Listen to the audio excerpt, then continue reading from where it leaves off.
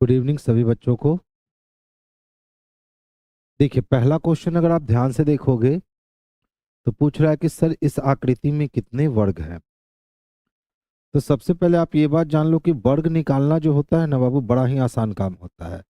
सबसे पहले horizontal box को गिन लो, 1 2 3 4 5। अब वर्टिकल बॉक्स को गिन लो, 1 2 3 4 5। अगर आप यहाँ देखोगे तो हॉरिजॉन्टल बॉक्स की संख्या और वर्टिकल बॉक्स की संख्या एक समान है। तो जब भी ऐसा सिचुएशन आपको दिख जाए कि हॉरिजॉन्टल बॉक्स की संख्या और वर्टिकल बॉक्स की संख्या एक समान है, बस किसी भी एक साइड पकड़ करके उसका स्क्वायर चढ़ा दो।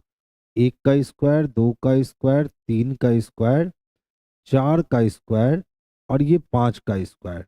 इसको सबको जोड़ लो। 1 + 4 + 9 + 16 और +25। तो देखिए तो कितने हो गए। तो 4 1 5, 16 5 21 9 30, 30 20 50 और 5 55। यानी इसमें टोटल वर्ग की संख्या कितनी दे रखी है, तो 55 दे रखी है। 55 किस वाले ऑप्शन में है, तो ऑप्शन नंबर बी में है। तो आंसर जो है वो ऑप्शन नंबर बी को लगा लो। क्वेश्चन नंबर 2 कहता है दिए गए कथन और कार्यवाही को ध्यानपूर्वक पढ़िए और निर्णय करें कि इनमें से कौन सी कार्यवाहियां तार्किक रूप से कथन का पालन करती हैं। अब स्टेटमेंट क्या है। मौसम ब्यूरो ने कश्मीर के अगले सप्ताह के मौसम का पूर्वानुमान जारी किया है, जिसमें उन्होंने कहा है कि पूरे सप्ताह भारी हिमपात हो सकते हैं। यानी ये स्टेटमेंट जो आया है ये मौसम ब्यूरो के द्वारा आया है और विशेष करके ये स्टेटमेंट कश्मीर के लिए आया है। तो मौसम ब्यूरो का पूर्वानुमान है कि अगला जो सप्ताह आने वाला है उसमें भारी हिमपात होने की संभावना जताई जा रही है। कहाँ, कश्मीर में। अब कहता है एक्शन लीजिए। तो मौसम ब्यूरो को इस सूचना को विभिन्न माध्यमों से पूरे कश्मीर में प्रसारित करना चाहिए।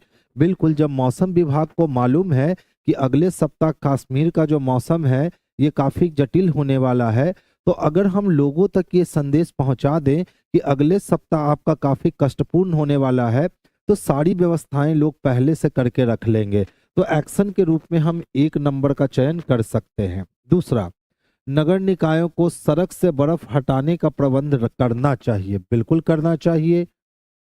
तीसरा, इस समाचार को राज्य के बाहर फैलने से रोका जाना चाहिए। इससे कोई मतलब नहीं है क्योंकि हम कश्मीर में बर्फ पड़ने वाली है, अगर दूसरे राज्य को पता भी चल जाएगा तो वो कुछ कर नहीं सकते हैं।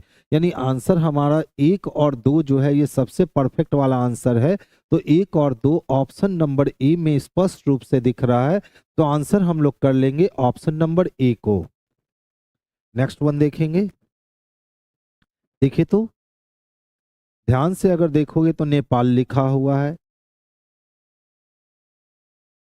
और नेपाल को क्या लिखता है, तो PGRCN लिख रखा है।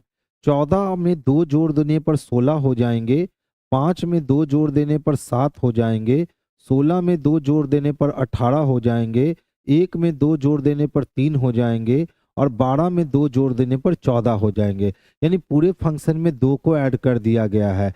किसके लिए चाहिए, तो कोरिया के लिए। कोरिया के लिए 11 में 2 जोड़ दिया 13 हो गए, 15 में 2 जोड़ दिया 17 हो गए, 18 में 2 जोड़ दिया 20 हो गए, 5 में 2 जोड़ दिया 7 हो गए, 1 में 2 जोड़ दिया 3 हो गए। MQTGC चाहिए। MQTGC ऑप्शन नंबर सी में हमें स्पष्ट रूप से दिख रहा है। तो आंसर हमारा ऑप्शन नंबर सी जाएगा। नेक्स्ट वन देखिएगा। देखिए, इस टाइप के जो विशेषकर क्वेश्चन होते हैं ना ये बड़े ही आसान होते हैं। तो सबसे पहले देखिए क्या कहता है, तो सार्क्स के लिए क्या कोड होगा। तो सबसे पहले ढूंढ लो सार्स कहाँ है।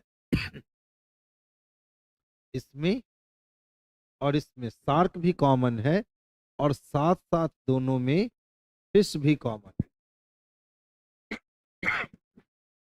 तो आप देखो कि फिश तो तीनों में कॉमन है।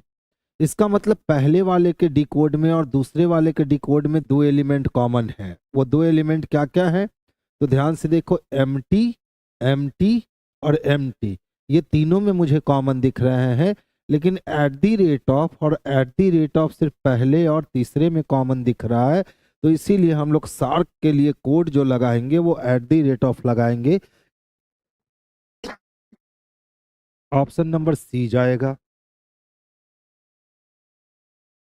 पुरुष है, पिता है और चिकित्सक है। तो देखिए जितने भी पिता होते हैं ना, जितने भी पिता होते हैं सारे के सारे पिता क्या होते हैं, तो पुरुष होते हैं।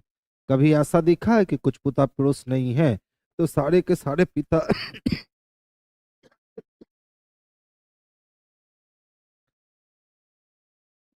सारे के सारे पिता पुरुष होते हैं। और बात रही डॉक्टर की, तो ये डॉक्टर ऐसे जगह से काटेगा जहां कुछ पिता डॉक्टर बन सकते हैं, क्योंकि सभी पिता को हम डॉक्टर नहीं बना सकते हैं। तो देखिए, तो ऐसा वेन स्पष्ट रूप से डी में दिखता है। 2 मिनट रुकिएगा।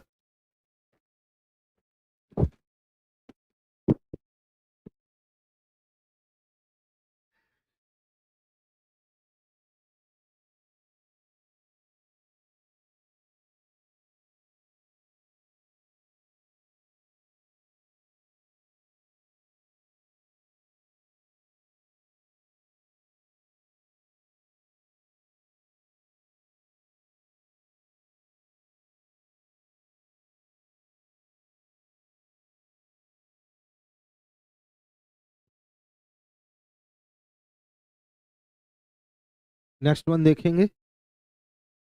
देखिए, कहता है जगदीश अपने घर से पूरब की ओर 200 कदम चला।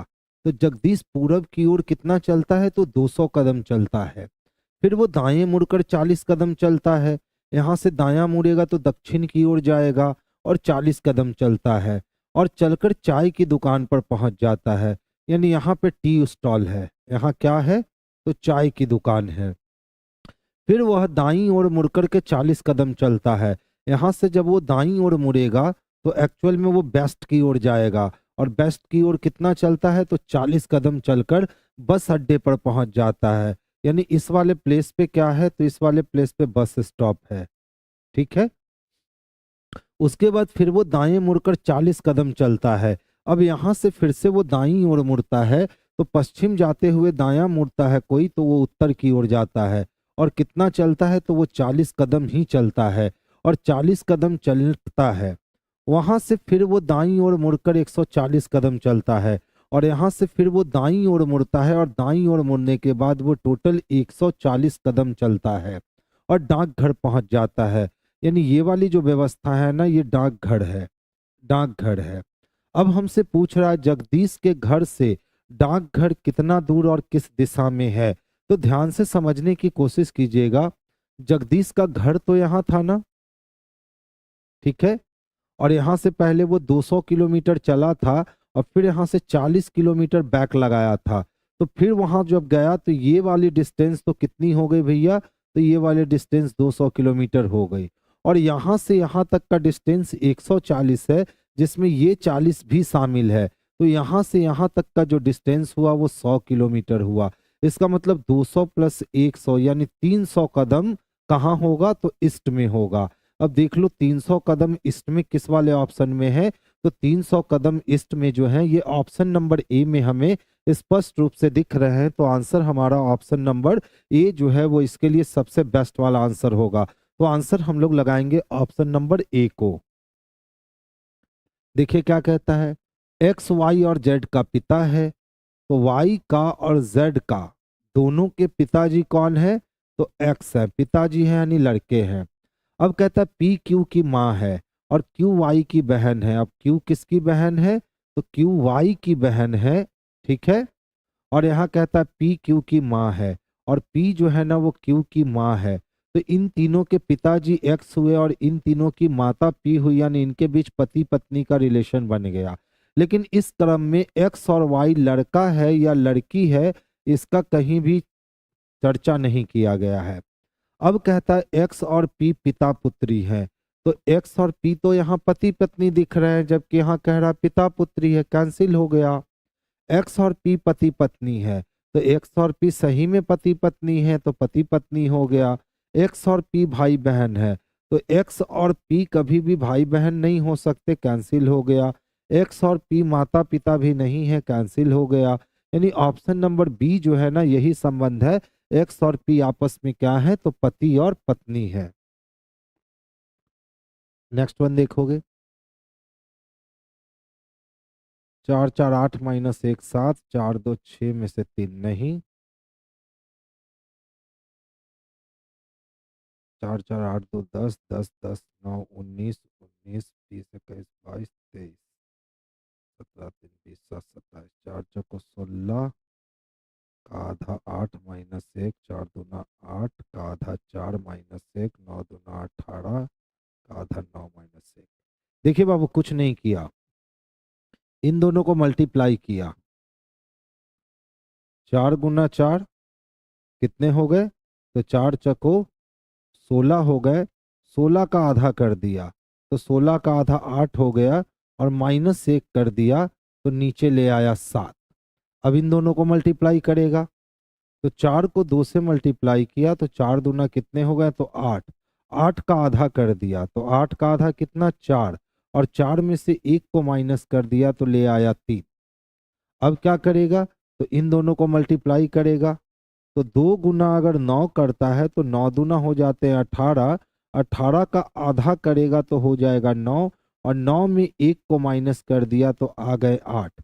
8 देख लो किस में है, तो ऑप्शन नंबर डी में दे रखा है स्पष्ट रूप से, तो आंसर हमारा ऑप्शन नंबर डी चला जाएगा, यानी इसके लिए वैल्यू आ जाएगा 8। नेक्स्ट वन देखिए, कहता माइनस और डिवीजन का स्थान चेंज करो।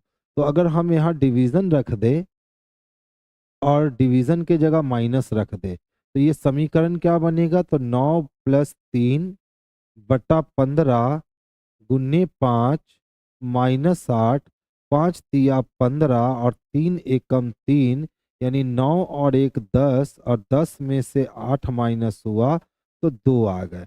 यानी पहला ही ऑप्शन हमारा आंसर हो गया, आगे चेक करने की हमें जरूरत नहीं है। सर आप डेली पढ़ाएंगे? हाँ बाबू, मंडे टू फ्राइडे डेली इस समय मेरी क्लास चलेगी। नेक्स्ट वन देखोगे, देखिए इस टाइप के सीरीज को कहते हैं alpha numeric and symbol series, और ये बेहद ही आसान होते हैं। पहले देख लो क्या कहता है, उपर्युक्त श्रृंखला में ऐसे कितने अक्षर है, अक्षर का मतलब लेटर, जिनके ठीक पहले और ठीक बाद एक प्रतीक हो। इसका मतलब है कि लेटर के पहले भी सिंबल चाहिए, और प्रतीक वो भी कौन सा चाहिए, तो एंड वाला प्रतीक चाहिए। कौन प्रतीक चाहिए, एंड वाला प्रतीक चाहिए, यानी बीच में एल और दोनों तरफ एंड चाहिए, यानी बीच में लेटर। तो देखिए, तो लेटर के दोनों तरफ एंड है, एक मिला, दोनों तरफ नहीं है। लेटर के दोनों तरफ एंड है, एक मिला, नहीं है। लेटर के दोनों तरफ एंड है, एक मिला, लेटर के दोनों तरफ नहीं, यानी 1 2 3 मिला। 3 किस में है, तो ऑप्शन नंबर डी में है, तो आंसर हमारा ऑप्शन नंबर डी हो जाएगा। देखिए तो क्या है मेरे पास, 40 है, 66 है, 100 है, 142 है। अब कहता है नेक्स्ट वन इज व्हाट, तो 40 से 60 होने के लिए 20 और 20 प्लस 6 26, 26 बढ़ेगा। अच्छा, 10 में से 6 गए तो 4 हो गया, और 9 में से 6 गया तो 3, यानी 34 बढ़ेगा। यहाँ पर टोटल 42 बढ़ जाएंगे। अब नेक्स्ट वन कितना बढ़ेगा ये पता कर ले, तो हम लोग आंसर को इत्मीनान से लगा सकते हैं। तो देखो तो 26 में अगर हम 8 जोड़ देते हैं तो 34 हो जाएगा, और 34 में 8 जोड़ दे तो 42 होगा। तो 42 में मुझे 8 जोड़ने पड़ेंगे, तो 42 में 8 जोड़ेंगे तो 50 होगा, और 42 में 50 जोड़ेंगे तो 192 हो जाएगा। 192 किस में दे रखा है, तो ऑप्शन नंबर डी में स्पष्ट रूप से दे रखा है, तो आंसर हमारा ऑप्शन नंबर डी हो जाएगा। नेक्स्ट वन देखिए, इसको कोडिंग डिकोडिंग कहा जाता है। अब इसने कहा यदि पहला घटक एक प्रतीक और अंतिम घटक एक संख्या हो, तो देखिए तो क्या पहला घटक प्रतीक है, तो नहीं, पहला घटक प्रतीक नहीं है, यानी पहला घटक सिंबल नहीं है, तो शर्त नंबर 1 इस पे अप्लाई नहीं कर सकते हैं। पहला घटक एक संख्या है जो 3 से पूर्णतः विभाजित है, तो पहला घटक तो 6 है जो संख्या है, और सही में ये 3 से पूर्णतः विभाजित है, तो इसे फाई के रूप में कोडबद्ध किया जाएगा। तो ये टी और ये एक्स खत्म हो गया, यानी देख लो इसमें एस तक कॉमन है और इसमें भी एस तक कॉमन है, यही दोनों बच गया। अब कहता है यदि ये अप्लाई किए, यदि दूसरे दोनों घटक पूर्ण वर्ग हो, तो दूसरे दोनों घटक तो पूर्ण वर्ग नहीं है, यानी हमें एक ही अप्लाई करना है। तो देख लो, तो एट दी रेट के में नंबर पे अंतर है, तो तीसरे नंबर पे अंतर है, तीसरे नंबर पे एंड है, और एंड के लिए आप देख रहे होगे कि एस का प्रयोग किया गया है, यानी तीसरे नंबर पे मुझे एस चाहिए, एफ के लिए, आर के लिए एस, तीसरे नंबर पे एंड लिखा गया है। अच्छा अच्छा, तीसरा नहीं चौथा, 1 2 3 4, 4 लिखा हुआ है, और 4 के लिए क्या है, तो 4 के लिए जी है, इसमें टी है, इसीलिए ये कैंसिल हो गया और ए नंबर हमारा आंसर हो गया। तो हम लोग आंसर कर लेंगे ए नंबर को। नेक्स्ट वन देखोगे, देखिए एस को एक्चुअल में किससे मिलना है, तो क्यू से। एस जानता है एन को, एन जानता है ए को, ए जानता है यू को, यू जानता है पी को, और पी जानता है क्यू को। तो यू के ऊपर भी चाइना वॉल और पी के ऊपर भी चाइना वॉल, यानी एस चाह के भी क्यू से नहीं मिल पाएगा, गलत हो गया।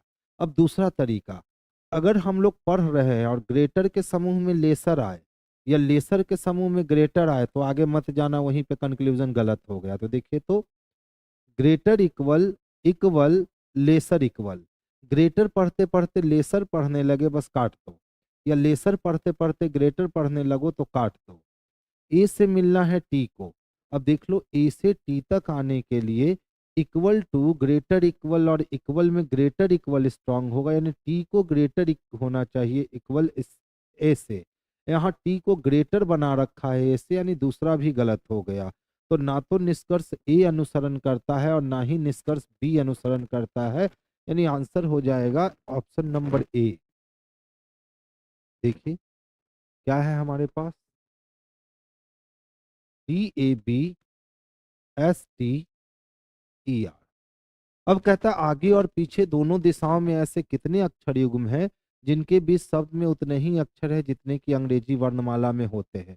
बस ABCD को पढ़ लो, DEFGHIJ कोई नहीं मिला, AB नहीं मिला, AB मिल गया, CDE फिर से मिल गया, F, BCD फिर से मिल गया, BCDE फिर से मिल गया, F, STUV, STUV, TUVWX, TUV, EFGHIJ, EF, RST फिर से मिल गया, RSTUVWX, यानी 1 2 3 4 5 6 मिल गए। अब देख लो 6 नहीं है लेकिन 3 से अधिक दे रखा है, तो आंसर हमारा ऑप्शन नंबर सी हो जाएगा। अच्छा 42 फिर से बता दूं, क्या था भाई 42 में, अरे कुछ नहीं था रे छोटू, ध्यान से समझिएगा। यदि किसी एलिमेंट के दोनों तरफ साइन का मुख खुला हो,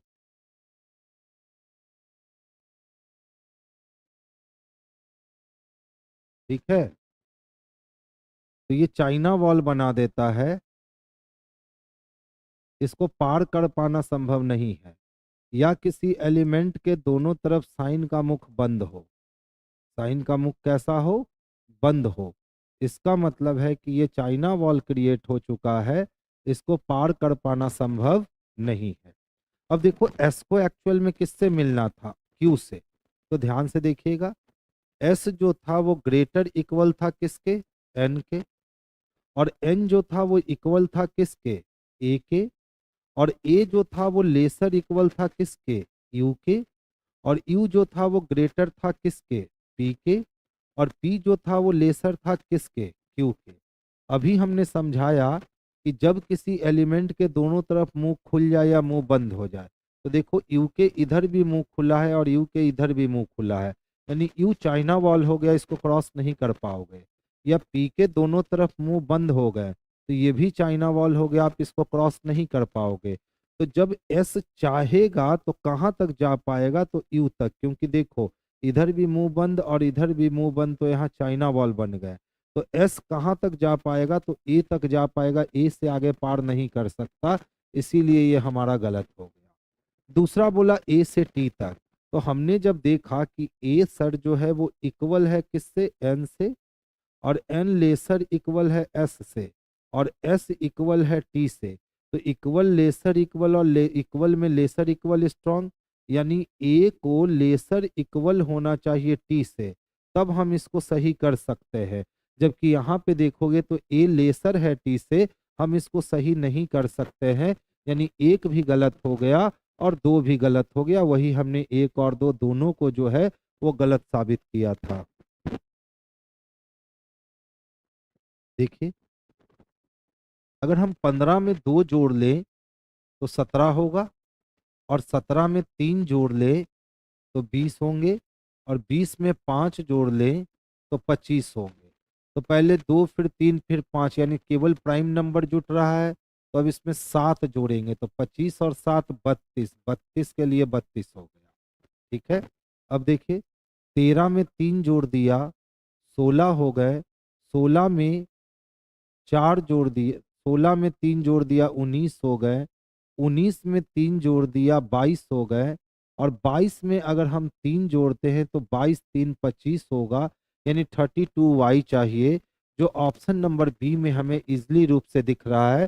तो आंसर हमारा ऑप्शन नंबर बी जाएगा। अरुण अपने कार्यालय से ड्राइव करना शुरू करता है और पूरब की ओर 5 किलोमीटर, तो पूरब की ओर 5 किलोमीटर ड्राइव करता है। फिर वो दाईं ओर मुड़ता है और कितना चलता है, तो 4 किलोमीटर। फिर वो दाईं ओर मुड़ता है और 5 किलोमीटर ड्राइव करता है, तो दाईं ओर मुड़ करके फिर से वो 5 किलोमीटर ही ड्राइव करता है। अब कहता है उसके बाद वो दाईं ओर मुड़ता है और 3 किलोमीटर, यहाँ से दाईं ओर मुड़ करके वो 3 किलोमीटर ड्राइव करता है और एक दुकान पर रुकता है। उस दुकान से अपने कार्यालय तक पहुंचने के लिए अब उससे किस दिशा में ड्राइव करना चाहिए।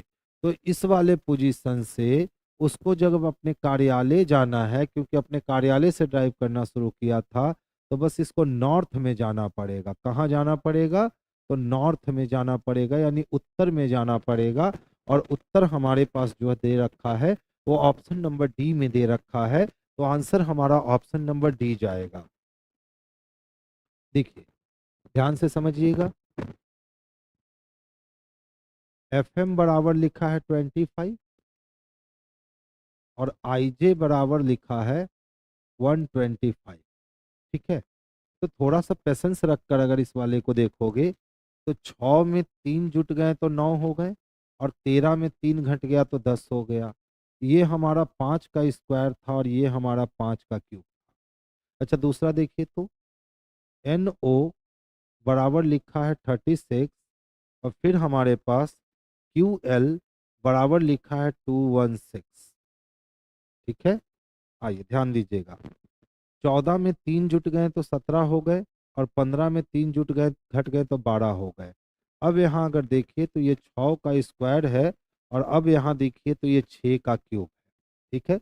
सेम काम क्या कहता है, MP16 को कैसे लिखोगे, MP16 को कैसे लिखोगे।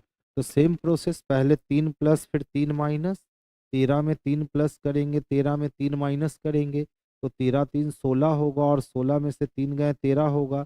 ये क्या है, तो 4 का स्क्वायर है, तो अगला क्या चाहिए, तो 4 का क्यूब चाहिए।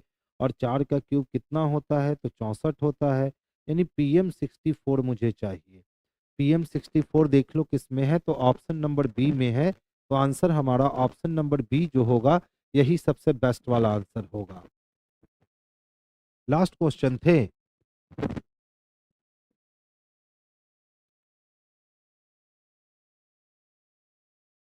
आज की सभा हमारी यहीं बर्खास्त की जाती है। कल फिर हमारी मुलाकात होगी नए क्वेश्चंस के साथ और नए कॉन्सेप्ट के साथ। तब तक बच्चे गुड नाइट सभी लोगों को।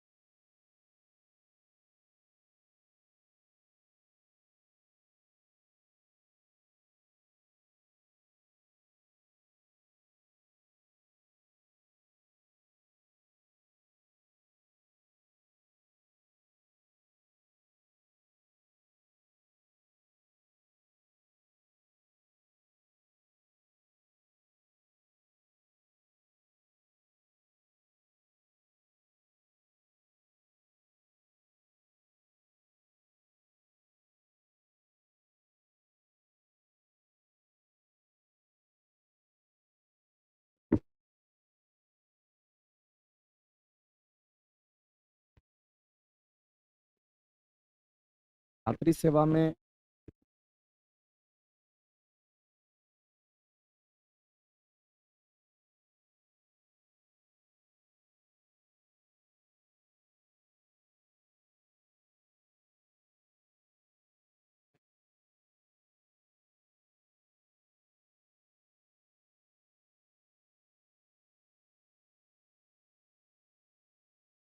चलिए सभी लोगों को नमस्ते। आवाज जारी होगी, सब लोग कंफर्म करेंगे। और जैसा कि आपको पता है कि आपका टेस्ट का डिस्कशन स्टार्ट हो रहा है। हम लोग यहाँ पर कहाँ पे है ये क्वेश्चन हो?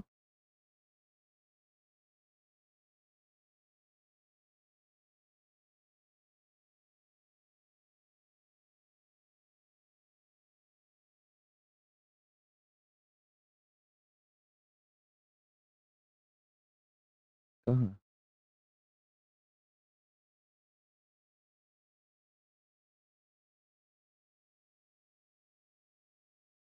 तो जैसा कि आपको पता होगा कि आपका डिस्कशन अभी जो स्टार्ट हुआ है, ये एएलपी का डिस्कशन आपका लगातार चलना है। तो आप सभी लोग अगर एएलपी की तैयारी कर रहे हैं तो आप लगातार जुड़े रहिए और एक से एक जो क्वेश्चंस आपके सामने हैं सभी के बारे में हम लोग यहाँ पे डिस्कस करेंगे। निम्नलिखित में से कौन सी बीमारी जीवाणुओं के कारण होता है? आपसे बीमारी पूछा कि कौन सा बीमारी जीवाणुओं के कारण होता है। ऑप्शंस के हिसाब से अगर चलिएगा तो एड्स तो वायरल डिजीज है, वायरस के कारण होता है। रेबीज भी हमारा रेबीज वायरस से होता है। ये चिकन पॉक्स जो जिसको स्मॉल पॉक्स कह रहे हैं, बड़ी माता, ये हमारा चिकन पॉक्स होगा। और बड़ी माता जो होता है ये भी क्या तो वायरस के कारण ही होता है। लेकिन एंथ्रेक्स की अगर हम बात करते हैं मेरे भाई, तो ये हमारा क्या तो बैक्टीरियल डिजीज है। ये कैसा डिजीज है तो ध्यान रखेंगे, ये बैक्टीरिया से होता है। और ये कैसा डिजीज कहेंगे यहाँ पर बैक्टीरियल डिजीज है, इस बात को आप ध्यान रखेंगे। लेकिन ये बैक्टीरियल डिजीज तो है, लेकिन किस बैक्टीरिया से होता है तो याद रखना ये बैसिलस बैक्टीरिया से क्या होता है, ये बैक्टीरियल डिजीज होता है। लेकिन ये जानवरों में ये डिजीज होता है। ये किसमें होगा तो जितने भी जानवर होते हैं जानवरों में ये डिजीज देखने को मिलता है, इस बात को ध्यान रखेंगे। जानवर जब घास फूस खाते हैं, जब चढ़ते हैं, तो उस समय बैक्टीरिया के कारण उसके मुंह में ये डिजीज होता है, जिसको एंथ्रेक्स के नाम से हम लोग जानते हैं। अब मामला यहां पर यह है मेरे भाई कि अगर किसी को रेबीज होता है तो वह किससे होता है? तो कुत्ता बिल्ली ये सब आप जानते होंगे कि रेबीज वैसे वायरल डिजीज है, वायरस के कारण होगा। ये कैसा डिजीज है मेरे भाई तो कहेंगे वायरल डिजीज है, वायरस के कारण होगा। लेकिन जिस वायरस से होगा उसको हम लोग रेबीज वायरस के नाम से ही जानते हैं। ये हमारा रेबीज वायरस ही कहलाता है। लेकिन एक बार ध्यान रखना कि ये रेबीज वायरस किस में होता है तो कहेंगे ये सलाइवा में पाया जाता है। ये किस में होगा तो कहेंगे यहाँ पर सलाइवा में पाया जाता है। और जो सलाइवा हो सकता है वो हमारा किसका किसका हो सकता है, लेकिन कुत्ता की बात करते हैं, यहाँ पर कुत्ता की बात करते हैं, हम बिल्ली की बात करते हैं, गीदड़ की बात करते हैं, या लोमड़ी की बात करते हैं। ये सब जो आप देख पा रहे होंगे एटसेट्रा, इन सब जगह पर आपको ये सलाइवा, उसके सलाइवा में ये वायरस पाया जाता है, जिसके कारण अगर किसी को कोई कुत्ता वगैरह काट लेता है तो उसको रेबीज हो जाता है।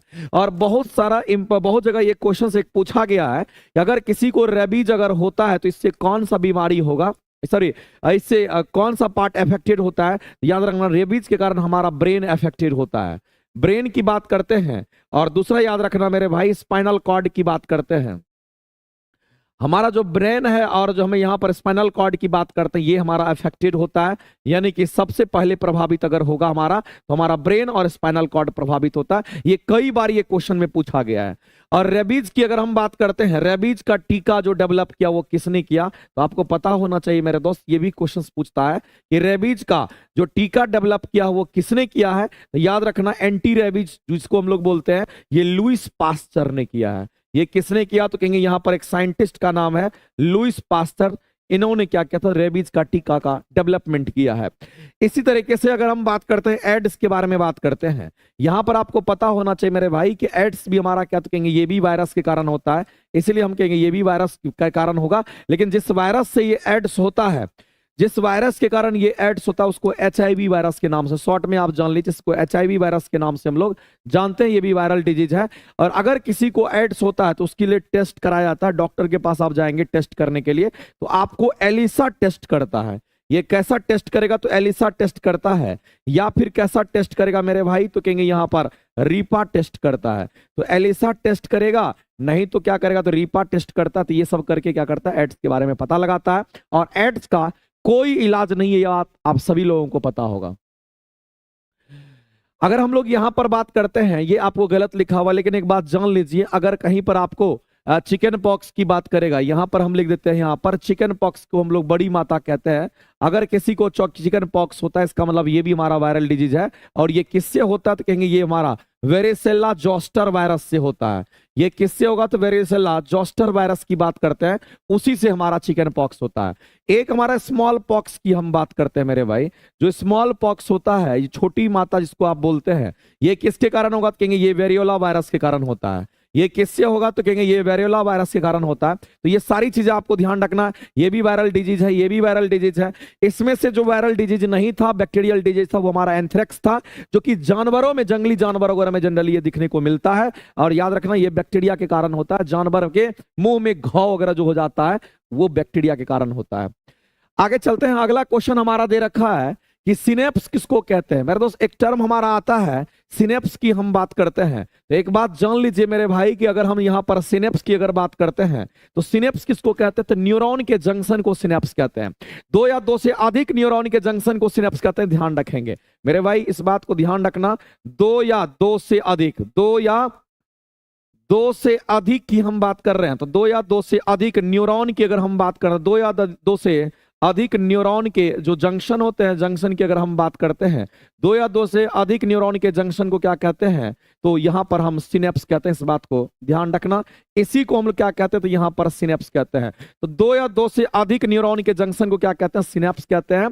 तो यहां पर एक बात ध्यान रखना मेरे भाई कि अगर हम लोग न्यूरॉन की बात करते हैं तो न्यूरॉन की लंबाई कितनी होती है 1 मीटर यानी कि 100 सेंटीमीटर के आसपास भी होता है। आपके एग्जाम में यह भी पूछा गया है कि न्यूरॉन की लंबाई कितनी होती है, तो न्यूरॉन की लंबाई कितनी होगी तो ये भी आपको ध्यान रखना है मेरे भाई कि न्यूरॉन की लंबाई लगभग आपका 100 सेंटीमीटर यानी कि 1 मीटर के आसपास होता है। ये भी आपको ध्यान रखना है। सिनेप्स हमारा क्या होता है, दो या दो से अधिक न्यूरॉन के जंक्शंस को क्या कहते हैं सिनेप्स कहते हैं। और दूसरी बात तुम यहां पर कह सकते हो कि एक न्यूरॉन से दूसरे न्यूरॉन तक को हम लोग क्या कहेंगे यानी कनेक्शन का काम करता है। एक न्यूरॉन दूसरा न्यूरॉन अगर कनेक्ट कहीं पर होता है उसको सिनेप्स कहते हैं, क्योंकि दो या दो से अधिक न्यूरॉन के जंक्शन को ही हम लोग क्या कहते हैं सिनेप्स के नाम से जानते हैं।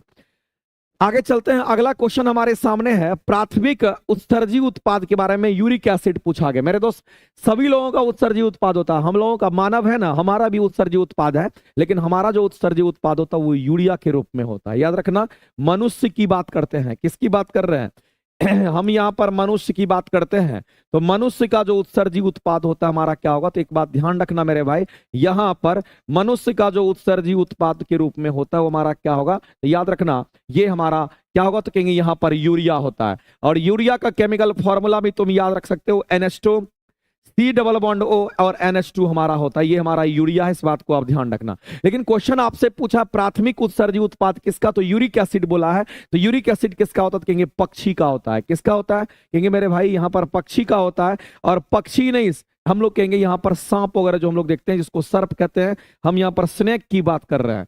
किसकी बात कर रहे हैं यहाँ पर स्नेक की बात करते हैं, इसको हम लोग सर्प वगैरह कहते हैं। ये सब भी हमारा इसमें भी, इसका भी क्या होगा तो कहेंगे पक्षी का हो गया या सांप का हो गया। इनका जो उत्सर्जी उत्पाद होता है वो यूरिक एसिड के रूप में होता है। ध्यान रखेंगे यूरिक एसिड के रूप में इनका उत्सर्जी उत्पाद किसके रूप में होगा कहेंगे यहां पर यूरिक एसिड के रूप में होता है। इस बात को आप ध्यान में रखेंगे क्योंकि क्वेश्चंस आपका इस तरह से पूछा जाता है। आगे बढ़ते हैं। अगला क्वेश्चन हम लोग देखते हैं। अगला क्वेश्चन आपका दे रखा है कि किसकी विद्युत प्रतिरोधकता जो होती है वो सर्वाधिक होती है। मेरे भाई यहाँ पर प्रतिरोध, एक तो हमारा प्रतिरोध का मामला आता है सामने और क्वेश्चन हमेशा पूछता है प्रतिरोध को इंग्लिश में क्या बोलते हैं, तो इसको हम लोग यहाँ पर रेजिस्टेंस के बारे में हम लोग जानते हैं। और आपको पता होना चाहिए कि रेजिस्टेंस अगर बात करते हैं तो किसी भी कंडक्टर के लिए रेजिस्टेंस का formula R into rho into L upon में, R equal to rho into upon में एल अपन में ए ही होता है। अब मामला ये है कि अगर रेजिस्टेंस की बात करते हैं तो ये रो पर निर्भर करता है यानी एल पर निर्भर करता है, ए पे निर्भर करेगा और रेजिस्टेंस हमारा तापमान पर भी निर्भर करता है। यानी 4 पैरामीटर पर हमारा रेजिस्टेंस निर्भर करता है। इस बात को भी आपको ध्यान में रखना पड़ेगा। लेकिन क्वेश्चन आपको ये नहीं पूछा है, क्वेश्चन आपसे दूसरा पूछा, हम दूसरे पे आते हैं तो ये भी आपको ध्यान रखना है। और दूसरी चीज बातें हैं और इसको हम लोग प्रतिरोधकता के नाम से जानते हैं। ये जो प्रतिरोधकता की हम बात करते हैं मेरे भाई, इसको रेसिस्टिविटी के नाम से हम लोग जानते हैं। इसको हम लोग क्या कहेंगे तो यहाँ पर रेसिस्टिविटी के नाम से हम जानते हैं। और याद रखना कि रेसिस्टिविटी होता है इसको रो कहते हैं।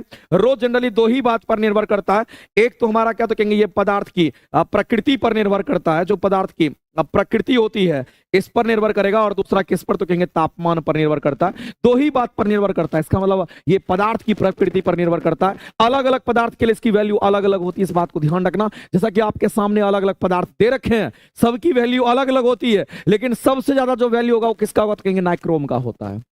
सबसे ज्यादा वैल्यू किसका होगा, तो कहेंगे नाइक्रोम का होगा। लेकिन एक बात मेरे दोस्त याद रखना, इसमें जो दे रखा है उसके हिसाब से ये तो आपको डेटा वाला क्वेश्चन, इसको याद रखना पड़ेगा। अगर नाइक्रोम से देखते हैं किसी का कम होगा तो हमारा किसका होगा, तो कहेंगे आयरन का होगा। आयरन से भी कम किसका होगा, तो कहेंगे यहाँ पर कॉपर का होगा। और जो आपके सामने दे रखा है सिल्वर, उसका हमारा क्या होगा, सबसे कम होगा। सबसे अधिक अगर इन चारों में से होगा तो किसका, तो नाइक्रोम का होगा। और नाइक्रोम हमारा क्या, तो कहेंगे एक मिश्र धातु है जिसके अंदर सब कुछ का मिश्रण, निकल का, क्रोमियम का, इन सब का ये मिश्र धातु होता है। इसमें आयरन भी होगा, कॉपर, सब कुछ को मिलाकर के नाइक्रोम हमारा बनता है। तो ध्यान रखेंगे नाइक्रोम का हमारा सबसे क्या होगा, कहेंगे ज्यादा, चूंकि ये हमारा क्या, तो कहेंगे ये डेटा वाला क्वेश्चन है, इसमें याद रखना पड़ेगा। क्योंकि रो की बात करते हैं तो ये पदार्थ की प्रकृति पर निर्भर करेगा, और अलग अलग पदार्थ के लिए रो का मान क्या होगा, तो कहेंगे अलग अलग होगा। आगे चलते हैं, अगला क्वेश्चन हम लोग देखते हैं। किसी वस्तु को उत्तल लेंस की ये हो जाता है, इसको हम लोग उत्तल लेंस कहते हैं। ये कैसा लेंस है, तो उत्तल लेंस कहेंगे। ये उसका ऑप्टिकल सेंटर होगा, क्योंकि कर्व दो दो है इसलिए दो दो यहां पर फोकस होगा। ये F1 हो गया और यहां पर 2F1 होगा। जितना ये है उतना ही हमारा F2 इधर होगा, और सेम उतने ही डिस्टेंस पर हमारा इधर भी होगा, तो कहेंगे इसको हम लोग 2F2 के नाम से जानते हैं।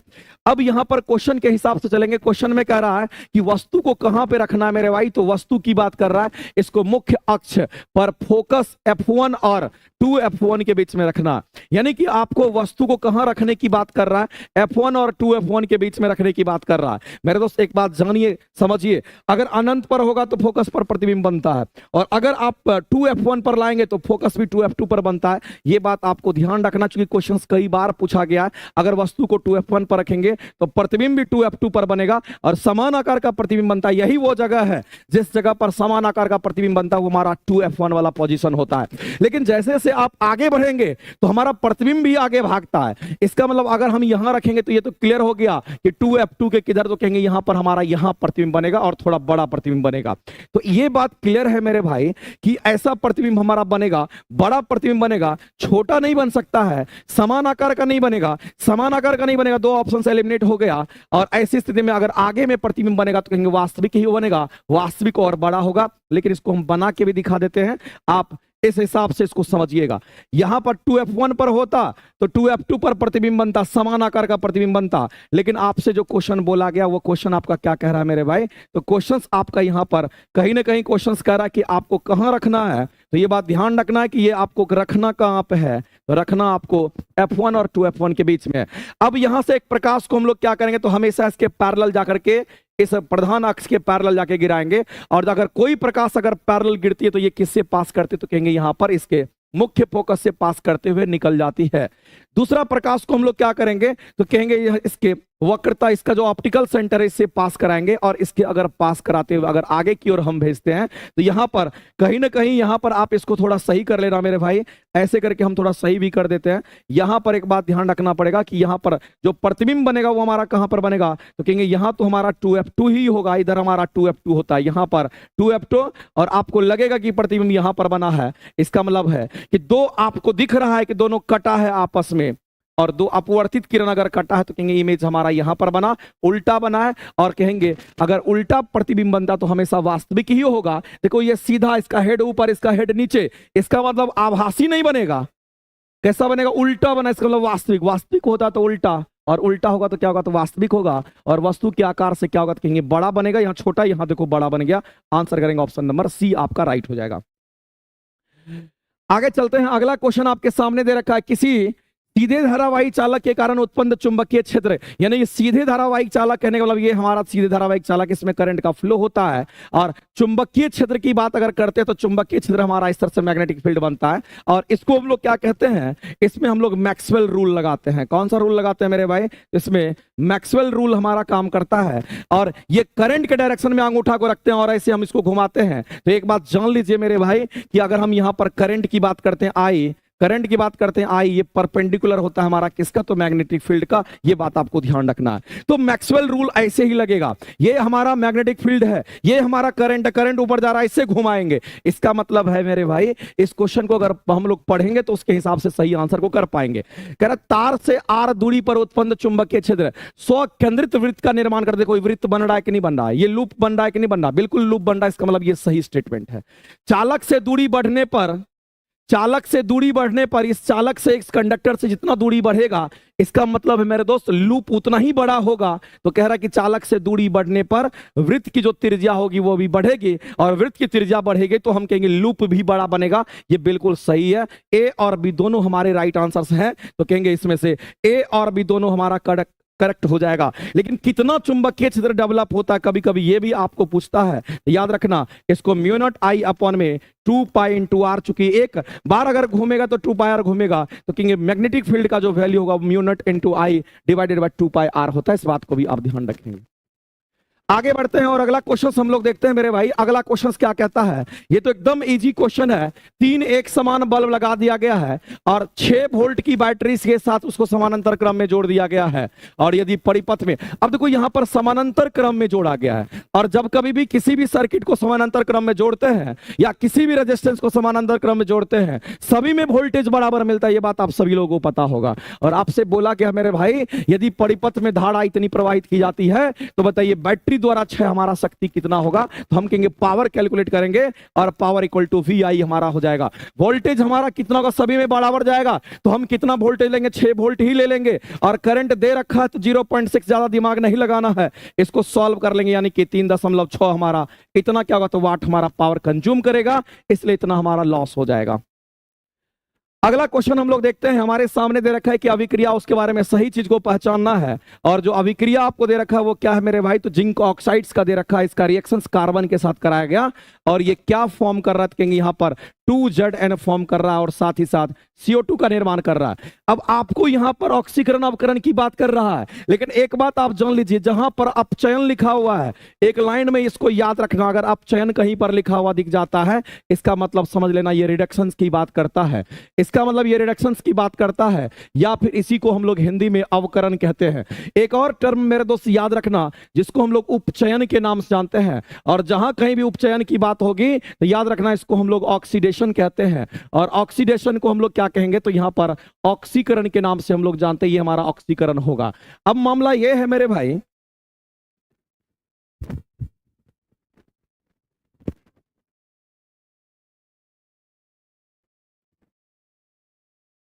हेलो, 2-3 क्वेश्चन है और कराते हैं।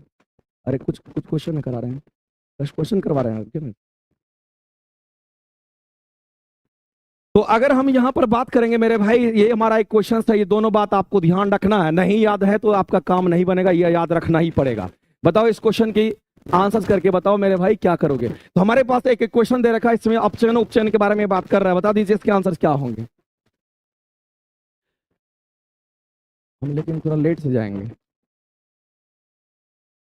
तो यहां पर अगर हम बात करते हैं, देखिए जिंक ऑक्साइड से, और ये हमारा जिंक है। यहां पर अगर देखेंगे ऑक्सीजन का ऑक्सीडेशन नंबर कितना होगा, कहीं यहां पर +2 होगा, और यहां पर देखिए तो ये हमारा सिंगल एलिमेंट है, 0 होगा। अब देखो +2 से अगर 0 हो रहा है, इसका मतलब इलेक्ट्रॉन का गेन हो रहा है। इसमें इलेक्ट्रॉन का क्या हो रहा है, कहेंगे गेन हो रहा है। और अगर इलेक्ट्रॉन का गेन होता है तो इसको हम लोग रिडक्शन कहते हैं। यानी कि यहां पर किसका रिडक्शन हो रहा है, ये अपचयन की बात करते हैं, रिडक्शन की बात कर रहे हैं, किसका हो रहा है, तो कहेंगे यहां पर जिंक का हो रहा है। तो जिंक का अपचयन हो रहा है, ये बिल्कुल सही है आपका। दूसरा हम लोग चेक करते हैं, एक और बच गया, उसको भी चेक कर लेते हैं। कार्बन से ये हमारा बन रहा है, तो आप देखिएगा गौर से, कार्बन का कितना है तो 0 होता है, एक सिंगल एलिमेंट है। यहां पर देखिएगा ऑक्सीजन का कितना होता है, कार्बन का फिर निकालिएगा, तो आप कहेगा सर कार्बन का x हो गया, कार्बन को x मान लेते हैं, ऑक्सीजन का -2 होता है, 2 गो है, 2 से गुना कर देंगे, बराबर 0 कर देंगे, x का मान 4 हो जाएगा। इसका मतलब यहां पर +4 होगा। आप देख लीजिए मेरे भाई, इसमें कुछ नहीं करना, सीधा आंसर करना आपको। आप कहोगे कि 0 से अगर +4 है, इसका मतलब इलेक्ट्रॉन का लॉस हो रहा है। अगर इलेक्ट्रॉन का लॉस हो रहा है, यहां पर इलेक्ट्रॉन का गेन तो रिडक्शन, यहां इलेक्ट्रॉन का लॉस अगर हो रहा है तो इसको ऑक्सीकरण कहते हैं। इसको हम क्या कहेंगे? तो इसको हम लोग ऑक्सीकरण के नाम से जानते हैं, ऑक्सीडेशन कहेंगे। और ऑक्सीकरण को हम लोग क्या बोल रहे हैं यहां पर? तो उपचयन के नाम से जानते हैं। इसको हम लोग क्या बोलेंगे? तो यहां पर उपचयन कहेंगे। अब आप देख लीजिए, कार्बन का ऑक्सीकरण हो रहा है, इसका मतलब कार्बन का ऑक्सीकरण हो रहा है। ये दोनों स्टेटमेंट हमारा सही हो गया। क्या जिंक का ऑक्सीकरण हो गया? नहीं, जिंक का रिडक्शन होता, अवकरण होता, ये गलत लिखा हुआ है। कार्बन का अपचयन होगा? नहीं, कार्बन का रिडक्शन नहीं हो रहा, कार्बन का ऑक्सीकरण हो रहा है। दोनों गलत है। ए और बी आपका सही है, 1 और 2 सही है, लेकिन 1 और 2 आपका राइट आंसर है। और जिस भी रिएक्शन में दोनों काम एक साथ होता है, यानी कि रिडक्शन भी हो रहा है और ऑक्सीडेशन भी हो रहा है, ऑक्सीकरण और अवकरण दोनों अगर साथ साथ होता है, इसका मतलब है मेरे भाई ये हमारा कैसा रिएक्शन है? तो कहेंगे इसको रेडॉक्स रिएक्शन के नाम से हम लोग जानते हैं। ये कैसा रिएक्शन है? तो इसको हम लोग यहां पर सिंपली कहेंगे ये हमारा रेडॉक्स रिएक्शन होगा। इस बात को ध्यान रखना, ये रेडॉक्स रिएक्शन हमारा कहलाता है। तो जिस भी इक्वेशंस में ऑक्सीकरण और अवकरण दोनों साथ साथ होता है, उसको हम लोग क्या कहते हैं? तो उसको हम लोग यहां पर कहेंगे रेडॉक्स रिएक्शन कहलाता है। आगे चलते हैं। ये तो बहुत ही आसान क्वेश्चन है। न्यूलैंड ने कल्पना किया था प्रकृति में केवल 56 तत्व है, उनको पता चला था। ये बिल्कुल सही स्टेटमेंट है। न्यूलैंड ने पाया था कि प्रत्येक 8वें तत्व जो होंगे उनके पहले एलिमेंट के पूरे उनके गुण क्या होंगे? तो समान होंगे। ये दोनों स्टेटमेंट सही है। लेकिन इन्होंने ये भी पाया था कि न्यूलैंड ने पहला एलिमेंट किसको माना था? लिथियम को। लास्ट थोरियम को माना था, जो कि आपका 56 होता है, याद रखेंगे। तो दोनों स्टेटमेंट सही है, लेकिन दोनों में एक दूसरे का कोई निष्कर्ष हमारा सही नहीं दे रखा। कहेंगे दोनों कथन सिंपली हमारा सही आंसर करेंगे, डी। अगला है स्वपोषी भोजन के लिए। स्वपोषी अपना अगर पोषण करता है तो उसको किसकी आवश्यकता होती है? मेरे तो स्वपोषी किसको कहते हैं? तो हरे पेड़ पौधे को कहते हैं। एक ही लाइन में आप जान लीजिए कि अगर हम स्वपोषी की बात करते हैं तो ये स्वपोषी हमारा क्या होगा? कहेंगे यहां पर हरे पेड़ पौधे की जब हम बात करते हैं तो हरे पेड़ पौधे हमारे स्वपोषी कहलाते हैं। अब यहां पर बात आती है कि स्वपोषी हरे पेड़ पौधे अपने भोजन करते हैं तो फोटोसिंथेसिस करेंगे। अपना भोजन कहां से करेंगे मेरे भाई? तो ये फोटोसिंथेसिस करके ही अपना भोजन करेंगे। तो फोटोसिंथेसिस के लिए क्या चाहिए? कार्बन डाइऑक्साइड चाहिए। क्या चाहिए उनको? जल की मात्रा चाहिए। और वह क्या बना देगा मेरे भाई? तो कहेंगे वो हमारा C6H12 O6 का निर्माण करेगा और साथ ही साथ यहां से ऑक्सीजन को रिलीज करेगा और साथ ही साथ यहां से H2O को बाहर करेगा। लेकिन यह सनलाइट के प्रेजेंस में होता है। किसके? तो सूर्य प्रकाश की परिस्थिति में होता है। इस बात को ध्यान रखेंगे। इसका मतलब इसको बैलेंस करना तो 6 से गुना कर दीजिए, 12 से यहां गुना कर दीजिए, 6 से यहां, 6 से यहां। ये कंप्लीट बैलेंस इक्वेशन हमारा एक फोटोसिंथेसिस का हो गया। और ध्यान रखना मेरे भाई कि अगर किसी प्लांट में फोटोसिंथेसिस होगा, उसको कार्बन डाइऑक्साइड चाहिए, उसको जल चाहिए, उसको सनलाइट चाहिए और उसको क्या चाहिए? तो कहेंगे उसके बाद उसको क्लोरोफिल चाहिए। क्या चाहिए? तो कहेंगे यहां पर उनको क्लोरोफिल भी चाहिए, तभी जाकर के वो फोटोसिंथेसिस कर पाता है। तो ये सब चाहिए, ये बनने वाला उत्पाद है। आपसे बोला कि पोषण के लिए उसको आवश्यकता किसकी होगी? तो पोषण के लिए इन सभी की आवश्यकता होगी। 4 चीज, कार्बन डाइऑक्साइड, जल, सूर्य की प्रकाश और क्लोरोफिल, ये 4 चीज की जरूरत होती है। आपसे बोला है कि किसकी आवश्यकता नहीं होगी? तो कहेंगे इसमें आवश्यकता किसका नहीं? इसका तो यही है, इसका भी यही है, इसका भी यही है, इसका आवश्यकता नहीं होगा। आंसर ऑप्शंस कौन सा करेंगे? तो ऑप्शंस इस क्वेश्चन के ए आंसर्स हमारे राइट हो जाएंगे। आगे बढ़ते हैं मेरे भाई और अगला क्वेश्चन देखते हैं। बेंजीन का संरचना आप देख लीजिए। बेंजीन हमारा कैसा होगा? कहेंगे ऐसा हमारा ये बेंजीन होता है। ये हमारा किसका स्ट्रक्चर? बेंजीन का है। और इस तरह से हमारा बेंजीन बनता है। इसमें डबल बॉन्ड आपसे पूछा गया, 1 2 3 डबल बॉन्ड है आंसर। लेकिन याद रखना, एक सिंगल बॉन्ड अगर होता तो इसमें 1 सिग्मा होता है। डबल बॉन्ड में 1 सिग्मा तो होगा ही, 1 पाई बॉन्ड होता है। और ट्रिपल बॉन्ड की बात करते इसमें 1 सिग्मा और 2 पाई बॉन्ड होता है। इस बात को भी आप ध्यान रखना, ये बड़े काम का चीज है। कभी कभी गिनती की संख्या से आपसे पूछता है। तो ये बेंजीन है, एरोमेटिक कंपाउंड होता है, साइक्लिक कंपाउंड होता है। इस क्वेश्चन के अगर आंसर करेंगे तो इसमें 3 गो डबल बॉन्ड आपको दिख रहा होगा, वही आपका आंसर हो जाएगा। अगला क्वेश्चन आपको दे रखा है कि 2 प्रतिरोध हमारा इतना और इतना दे रखा है, लेकिन ये कैसे जुड़ा हुआ? तो समानांतर क्रम में जुड़ा हुआ है। और इसको कह रहा है कि 3 वोल्ट की बैटरी से हम कनेक्शन करते हैं, बताइए उस बैटरी में प्रभावित होने वाली धारा कितनी होगी? तो एक बात तो क्लियर है मेरे भाई कि करंट, टोटल करंट अगर निकालेंगे तो वोल्टेज हमारा सब में बराबर होगा, तो वोल्टेज हमारा इतना ही होगा। और करंट निकालने का एक फॉर्मूला हमारे पास है, I = VYR होगा। तो वोल्टेज में कोई परिवर्तन नहीं होगा, इसलिए 3 वोल्ट ही लिखेंगे। और रेजिस्टेंस अगर हमारा ये समानांतर क्रम में है और 2 को अगर समानांतर क्रम में होगा तो डायरेक्ट तुम फॉर्मूला लगा सकते हो और वह लगाओगे R1 into R2 divided by R1 plus R2 कर दो तो ये आ जाएगा 15 गुना 10 कितना हो जाएगा मेरे भाई, तो 150, और 15 10 कितना होता है 25, 25 छा के 150 यानी कि 6 आ गया। आप 3/6 करोगे यानी 1/2 हुआ, 0.5 एम्पियर हमारा क्या होगा कहेंगे यहाँ पर करंट हो जाएगा। इस क्वेश्चन का आंसर करेंगे डी, ऑप्शन नंबर हमारा क्या होगा तो कहेंगे यहां पर डी राइट हो जाएगा। आगे चलते हैं, अगला क्वेश्चन देखते हैं। ये क्वेश्चन आपका मौखिक बनाने वाला क्वेश्चन है। अगर आप पढ़े हुए हैं सही से तो क्वेश्चन मौखिक बनेगा, इसमें पेन भी चलाने की जरूरत नहीं है। लेकिन एक बार सभी लोग आंसर करके बताइए, किसी वस्तु को अवतल दर्पण की बात कर रहा है तो हम यहां पर बना के दिखाते हैं। ये हमारा क्या तो कहेंगे ये हमारा अवतल दर्पण यहां पे हो गया। इसके बीचों बीच एक लाइन जाएगा, उसको प्रधान अक्ष कहते हैं। यहां पर हमारा फोकस होगा, पोल होगा, और यहां चूंकि कर्व ऐसा है तो कहेंगे यहां पर सेंटर, तो यहां इसके बीच में हमारा मुख्य फोकस होगा। अब कह रहा है कि वस्तु को कहां रखना है, तो वस्तु को दर्पण के सामने रखना, इधर रखना है, और कह रहा उसके फोकस और ध्रुव के बीच में रखना है। मेरे भाई यहां पर वस्तु को कह रहा रखने के लिए, यहां पर फोकस ये है, ये फोकस है, ये ध्रुव है, इसके बीच में रखना है यहां पे। अब कंडीशन समझिए, अगर अनंत पर वस्तु होता है, एक बार अनंत पर रहेगा, एक बार यहां रहेगा, एक बार यहां रहेगा, एक बार यहां रहेगा, एक बार यहां रहेगा, यानी 5 केस हम आपको बताना चाहते हैं। और ये 5 केस आपको ध्यान रखना है कि क्या क्या हो सकता है। हमारा अनंत का पोजीशन कौन सा कहेंगे, अनंत हमारा ये है।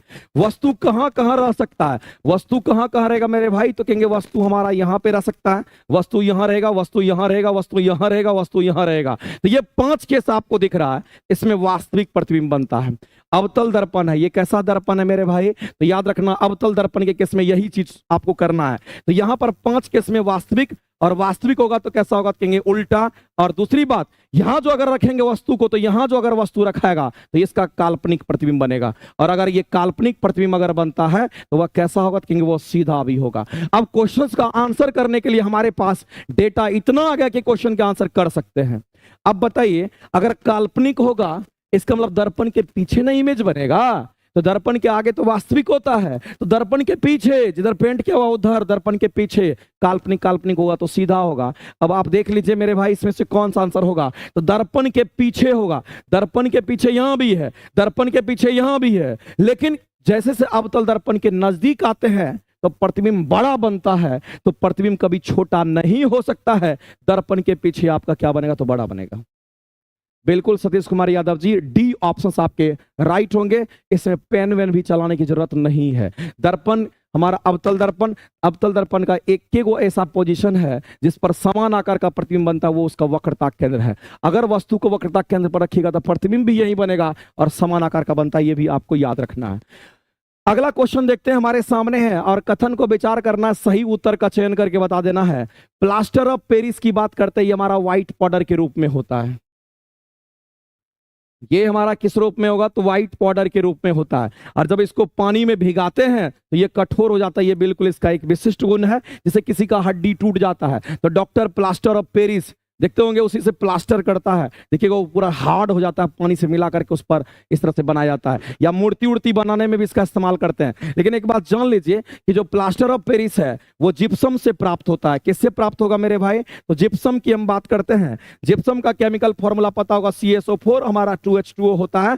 और जब इसको आप 120 डिग्री सेंटीग्रेड पर गर्म करोगे तो ये हमारा प्लास्टर ऑफ पेरिस बनता है। और याद रखना इसको हम लोग CaSO4 यहां पर हाफ H2O के नाम से जानते हैं।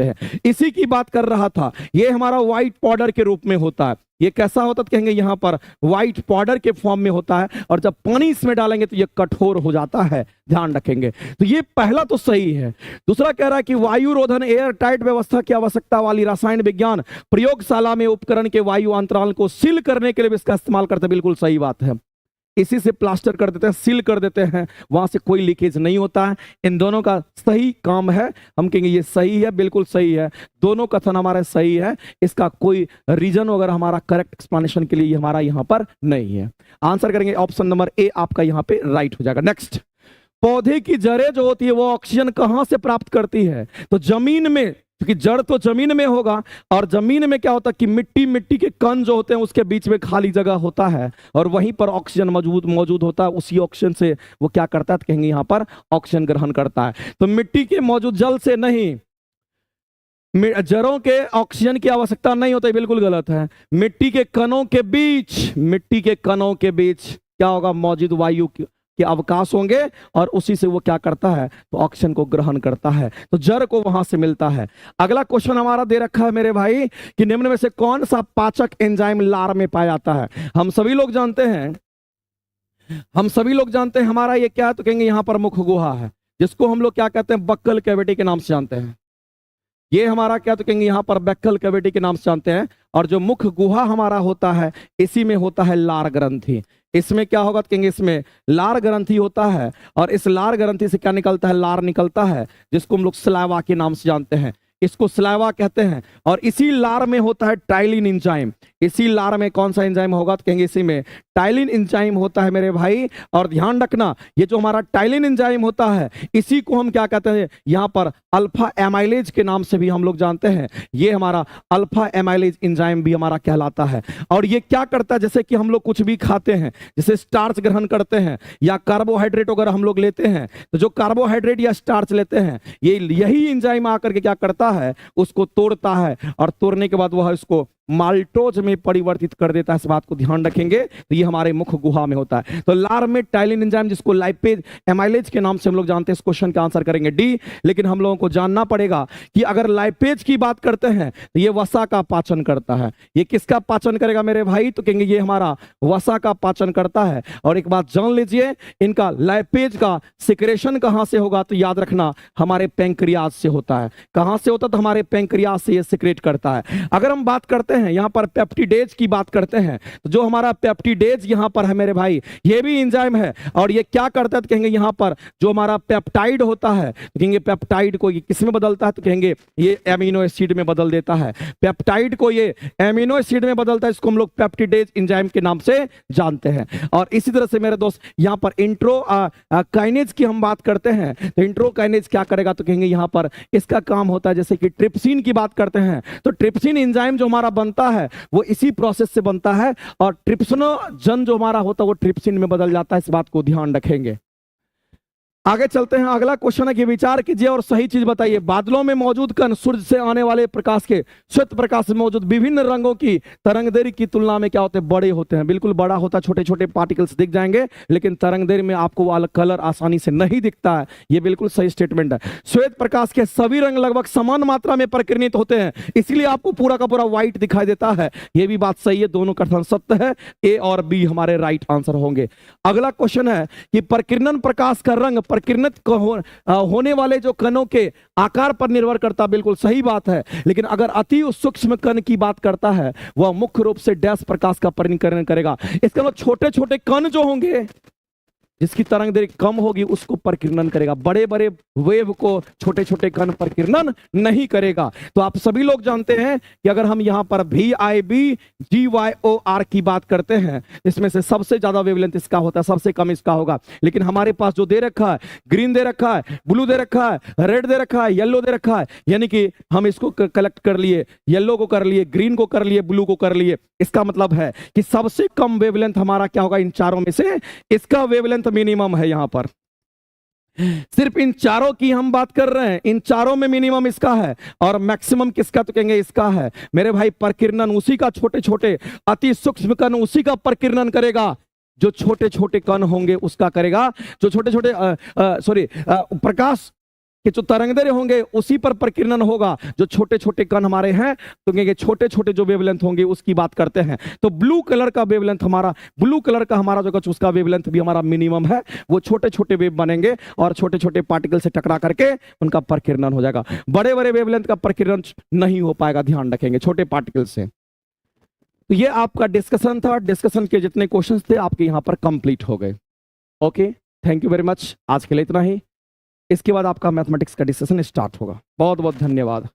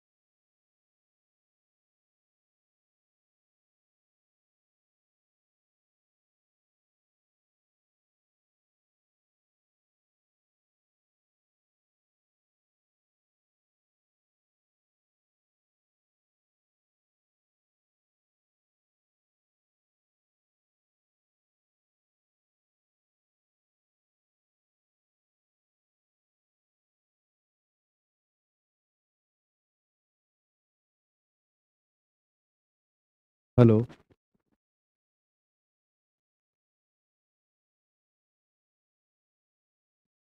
एक बार आवाज चेक कर लीजिए। हाँ ठीक है।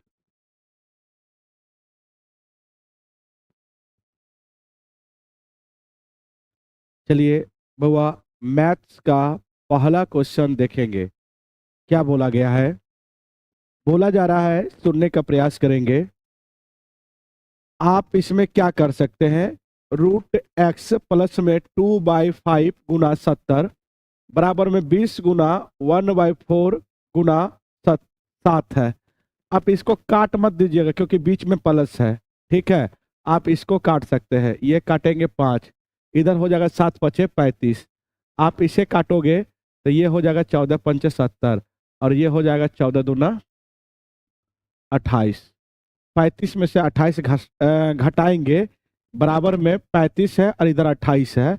इधर बच जाएगा रूट एक्स। 35 में से 28 घटेगा तो आपका हो जाएगा 7 और रूट एक्स का मान हो जाएगा 7, तो एक्स का मान हो जाएगा 7 का स्क्वायर 49। आपका आंसर डी हो जाएगा। आंसर क्या होगा? डी होगा।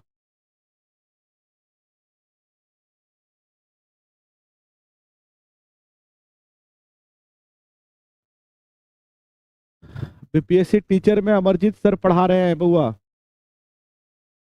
1-2 दिन के बाद मेरा रात में एक क्लास आएगा 10 बजे रात से, जो है पूरा 0 लेवल से हीरो लेवल तक बिल्कुल 12 दिन का कोर्स होगा। मतलब 12 दिन नहीं, 10 दिन में जो है पूरा का पूरा कोशिश करेंगे पूरा मैथ समाप्त करने का।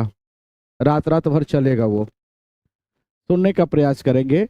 बोला गया 2 रेलगाड़ियां जिनकी लंबाई 200 मीटर और 400 मीटर है समांतर पटरियों पर चल रही है। जब दोनों रेलगाड़ियां समान दिशा में चलती है तो तेज चलने वाली रेलगाड़ी दूसरी रेलगाड़ी को पार करने में 30 सेकंड का समय लेती है, और जब दोनों रेलगाड़ियां एक दूसरे की ओर चल रही होती है तो वे एक दूसरे को पार करने में 6 सेकंड का समय लेती है।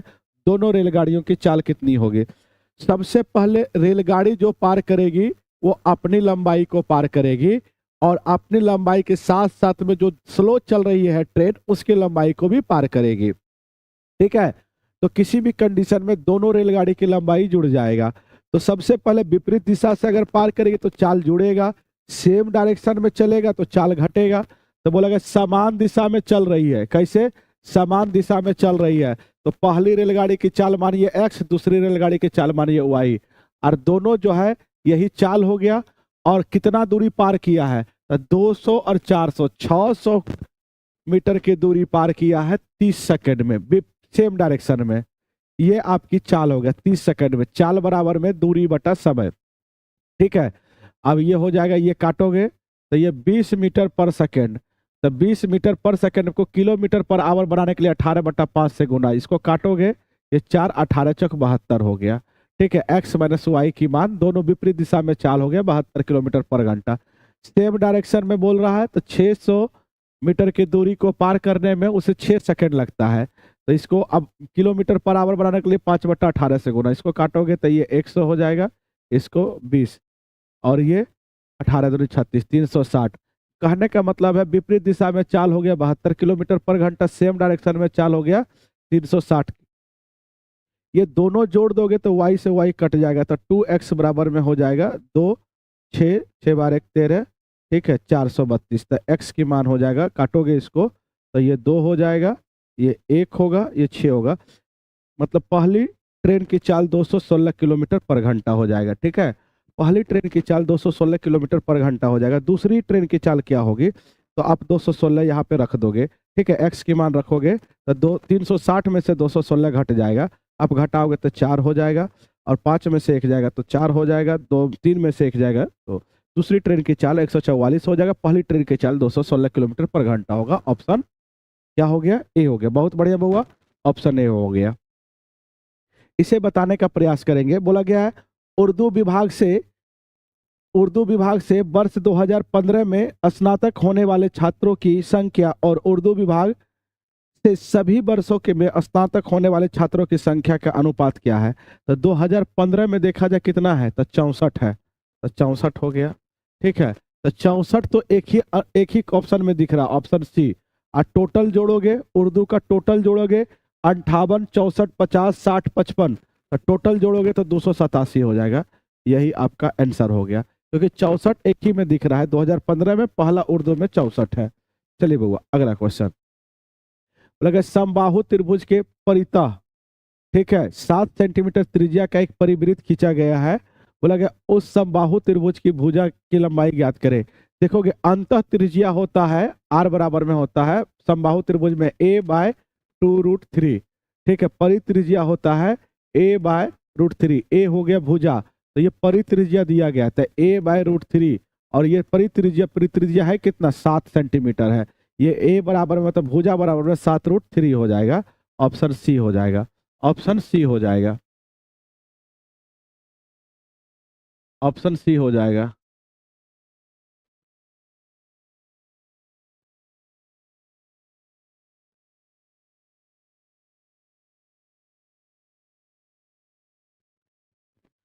चलिए बुआ ये बताने का प्रयास करेंगे। अब इसमें क्या करना है, तो सभी पे बार लगा हुआ है, तो टेंशन मत लेना है, आराम से इत्मीनान से जैसे आप जोड़ घटा करते हैं, क्योंकि सभी जगह पे समान समान अंकों में लगा है, आप वैसे कर सकते हो। ये दोनों को आप जोड़ दीजिए तो 3 और 1 4 हो जाएगा, और ये सब जुड़ेगा तो 5 और 6 3 9। अब इसमें से ये घटा दीजिए 2.14, 2.14, ये 5 हो जाएगा, ये 4 हो जाएगा, ये 2, और इस पे बार लग जाएगा, ठीक है। 2.45 पे बार, ऑप्शन सी हो जाएगा, ठीक है। प्लस प्लस वाले के साथ जोड़ोगे और ये वाला माइनस कर दोगे। चलिए बुआ इसे बताएंगे। बोला गया कॉस थीटा बराबर में कॉस अल्फा है, तो थीटा का समान मान ज्ञात कीजिए। देखिएगा ये जो पूछा गया कोऑर्डिनेट के अनुसार इसको बनाना है। ये होता है पाई होता है, और ये होता है, ये 0 होता है, ये 2 पाई होता है, मतलब ये इवन एक्स एक्सिस हो गया, और ये ऑड एक्स एक्सिस हो गया। तो देखोगे इसमें कॉस पॉजिटिव होता है, इसमें भी, इसमें ऑल वैल्यू आर पॉजिटिव होता है। तो ध्यान, फर्स्ट क्वाड्रेंट में सभी पॉजिटिव होता है, और फोर्थ में आपका कॉस पॉजिटिव होता है, और एक्स एक्सिस पे कोई भी मान चेंज नहीं होता। साइन का साइन, कॉस का कॉस, टेन का टेन, मतलब जो रहता है वही रहता है। सुनने का प्रयास करोगे तो इसमें 2 पाई में कुछ जोड़ोगे तो फर्स्ट में चला जाओगे, कुछ घटाओगे तो सेकंड में, ये फोर्थ में आ जाओगे। मतलब किसी भी कंडीशन में कॉस क्या होगा, पॉजिटिव होगा। हमें यहाँ का ही मान लिया गया है। तो 2 पाई, पाई में कुछ जोड़ो या घटाओ, ये पॉजिटिव ही रहेगा, कॉस कॉस में ही रहेगा। अब इसी में हम 100 लगाने के लिए, मतलब एक बार दो बार कितना भी रहे, इसमें आप n लगा सकते हो, n लगा सकते हो। तो 2n pi plus minus theta कुछ भी हो सकता है। तो ये आपका ऑप्शन क्या हो गया, डी हो गया। ऑप्शन क्या हो गया, डी हो गया। बहुत बढ़िया बाबा, सभी का आ रहा है, बहुत अच्छा, वेरी गुड। ये बताने का प्रयास करोगे। बोला गया ए और बी एक साथ मिलकर किसी कार्य को 4 घंटे में पूरा कर सकते हैं। बी और सी उसी कार्य को बोला गया है कि 6 घंटे में पूरा कर सकते हैं, जबकि ए और सी एक साथ मिलकर 8 घंटे में करता है। तो सी के बारे में पूछा जा रहा है। तो आप यहां से करोगे क्या कि ए और बी टोटल वर्क मान लोगे। ए और बी 4 घंटा काम करता है, बी और सी 6 घंटा करता है, और ए और सी बोला गया है ए और सी जो है 8 घंटा करता है। तो यहाँ से टोटल वर्क क्या होगा, 4 6 8 का एलसीएम कितना होता है, तो आप 24 काम मान लीजिए। 4 घंटा में 24 काम तो 1 घंटा में 6 काम, 6 घंटा में 24 काम तो 1 घंटा में 4 काम, 8 घंटा में 24 काम तो 1 घंटा में 3 काम। देखोगे सबको जोड़ोगे तो ए 2 बार आएगा, बी भी 2 बार आएगा, सी भी 2 बार आएगा। तो 2 बार आएगा तो 2 को कॉमन ले लीजिए, 2 बार आएगा तो ये 1 घंटा में 6 4 10 3 13 काम करता है। तो एक बार आएगा, एक बार आएगा तो 13 के आधा, मतलब 2 से उधर भाग हो जाएगा, 13/2 काम करेगा। सी के बारे में पूछा था, सी का इफिशियंसी निकाल लीजिए। ए और बी का इफिशियंसी 1 घंटा में 6 काम है, यहाँ 6 रखोगे तो सी का आ जाएगा। 6 घटेगा, 6 दूनी 12, मतलब सी का इफिशियंसी 1/2 हो गया। तब 6 2 13 हो जाएगा, मतलब सी 1 घंटा में आधा काम करता है। तो 24 काम कराने में कितना लगेगा, आधा के हिसाब से सी करेगा। तो 24 दूनी कितना होता है, 48, 48 घंटा में ये सी करेगा। 24 दूनी 48 घंटा, ये हो जाएगा। बहुत बढ़िया बउआ, सभी का आ रहा है। इसको सॉल्व कीजिए, बहुत ही सिंपल क्वेश्चन है, कुछ नहीं करना है। इसको इसमें गुना कीजिए तो 2x² हो जाएगा, ये -5x हो जाएगा, ये प्लस में 6x² हो जाएगा और माइनस में 6 चौके 24 हो जाएगा, ठीक है, प्लस में 18। अब आप क्या करोगे, 6 और 2 तो 8x² हो जाएगा, माइनस में 5 हो जाएगा और 24 में से 18 जाएगा तो 18 6 24 हो जाएगा, माइनस में 6 हो जाएगा, तो 8x² minus 5x minus 6, option C हो जाएगा, ऑप्शन सी हो जाएगा। बहुत बढ़िया बउआ, सभी का आ रहा है। ये बताओगे, बोला गया है 3 क्रमागत छूट दिया गया, एक कल सिंगल डिस्काउंट पूछा है, तो x + y माइनस xy होता है डिस्काउंट, सिंगल डिस्काउंट हो गया बउआ, समतुल्य डिस्काउंट, सिंगल डिस्काउंट निकालना है। तो सबसे पहले ये 2 का फॉर्मूला है, 2 का लगाओगे, ठीक है, सक्सेसिव डिस्काउंट पहले 2 पे लगाओगे, 4 और 5 तो 4 5 हो जाता, जोड़ोगे तो 9 और बताओगे घटाओगे 4 पंचे 20, 2 अंक के बाद दशमलव, ये घटा दोगे तो ये 8 पॉइंट कितना हो जाएगा, 80, ठीक है। ये और अगला 14, अगला 14 है, ठीक है, अगला डिस्काउंट, तो दोनों मिला दिए, 4 और 5 मिला है तो डिस्काउंट मिला 8.8 मिला है, और तीसरा कितना है, 14। फिर ये दोनों को जोड़ोगे तो ये दोनों अगर आप जोड़ते हैं तो 14 8 कितना होता है, तो 8 4 22.8, माइनस में ये दोनों का गुना, तो ये दोनों को गुना करोगे अगर और घटाओगे तो कितना हो जाएगा, सुनने का प्रयास करोगे, ये दोनों को अगर घटाते हैं आप, ये दोनों का गुना करते हैं, गुना करेंगे 14 8 कितना होता है, 112 बाकियात में 11, तो 112 और 11 आप जोड़ देंगे तो कितना हो जाएगा, जल्दी से बोलोगे, 123 हो जाएगा, कितना हो जाएगा, 123 हो जाएगा। और यहाँ से 1 अंक और बट्टा में 100, तो ये दशमलव यहाँ आ जाएगा, ये दशमलव यहाँ आ जाएगा, ठीक है। अब इसको इसमें से घटा दोगे तो 10 में से 2 जाएगा तो 8 हो जाएगा, ठीक है। अब 9 में से 3 जाएगा तो 6 हो जाएगा। अब बताने का प्रयास करोगे, ये 7 में से 2 जाएगा तो 5 हो जाएगा दशमलव, अब 2 में से 1 जाएगा तो 1 हो जाएगा, ये लगभग में ये हो जाएगा, तो 21.56%, 21.56% ये आपका हो जाएगा बी, ऑप्शन बी हो जाएगा। ये बताओगे, बोला यदि किसी वृत्त का क्षेत्रफल 196 मीटर स्क्वायर है तो वृत्त का क्षेत्रफल क्या होता है, पाई r स्क्वायर होता है, और ये 196 पाई है, 196 पाई है, पाई से पाई कट गया, r स्क्वायर का मान 96 है तो r का मान हो जाएगा 14। अगर परिधि ज्ञात करें, परिधि होता है 2 पाई r होता है, 2 पाई का मान हो जाएगा 22/7 और r का मान 14 हो जाएगा, 7 से काटोगे 2 और ये हो जाएगा 2 दूनी 4 और 22 चौके 88 मीटर हो जाएगा आपका, ऑप्शन ए, ऑप्शन ए। बोला गया है 2 उम्मीदवारों के बीच हुई एक चुनाव में जीतने वाले उम्मीदवार को 1854 मत प्राप्त हुए और हारने वाले उम्मीदवार को 618 मत प्राप्त हुए। दोनों उम्मीदवारों के कुल मतों में से कितने प्रतिशत मत जीतने वाले उम्मीदवार के पक्ष में थे, तो जीतने वाले पक्ष के कितने, जीतने वाले जो प्रत्याशी थे उनको कितना मत मिला है, तो 1854 मत मिला है, तो टोटल कितना हो गया, तो हारने वाले को मिला था 618, तो ये दोनों को जोड़ दीजिए, 8 4 12, ठीक है, 5 और 1 6 1 7, ठीक है, 8 6 14, ठीक है, उसके बाद हो जाएगा ये 2, इतना हो गया, इतना मत मिला जीतने वाले को, कितना में से 2472 में से, और प्रतिशत लगाने के लिए 100 से गुना करते हैं, प्रतिशत लगाने के लिए 100 से गुना करते हैं। अब चाहे तो इसे काट सकते हैं, आप अगर इसको काटोगे तो कितना से काट सकते हो, 2 7 2 9 4 2 6, आप 3 से पहले काटिए, तो 3 से काटोगे तो ये 8 हो जाएगा, ये 3 दूना 6 हो जाएगा, 4 तिया 12, इसे 3 से काटेंगे 6 तिया 18, फिर 3 का ही 3 8 तिया 24, ठीक है, 4 से काटोगे इसे, 4 दूनी 8 0, उसके बाद 6 चौके 24, ये 25 हो जाएगा, ये 3 से कट जाएगा ऊपर में, ठीक है, 3 बार में 25 दिया 75, 75% जीतने वाले के प्रत्याशी के पक्ष में 75% था, कितना हुआ था, 75%, बहुत बढ़िया, सभी का आ रहा है, बहुत अच्छा। ये बताओगे, बोला गया है कक्षा में 40 विद्यार्थियों, लड़का और लड़की दोनों मिलाकर है, लड़कियों की संख्या लड़कों की संख्या के 3/7 भाग के बराबर है, कक्षा में लड़कों की संख्या ज्ञात करें। मतलब बोला गया 3/7 का अर्थ होता है जिस संख्या के साथ में का या से लगा रहता है उसको नीचे लिखते हैं। देखो लड़कों की संख्या मतलब नीचे में लड़का की संख्या होगा, अब लड़कियों की संख्या से कंपैरिजन किया गया तो ऊपर में लड़की होगा। तो एक बात बताओगे, लड़का अगर 7 है और लड़की 3 है तो टोटल कितना होगा? 7 3 10, और क्वेश्चन के अनुसार कितना है? 40। तो एक बराबर में कितना होगा? 4 होगा। बोला गया है लड़कों की संख्या ज्ञात करें, तो लड़का कितना है? 7, तो 7 बराबर में कितना? 7 चौके 28। लड़का का पूछा है, 7 चौके 28 हो जाएगा।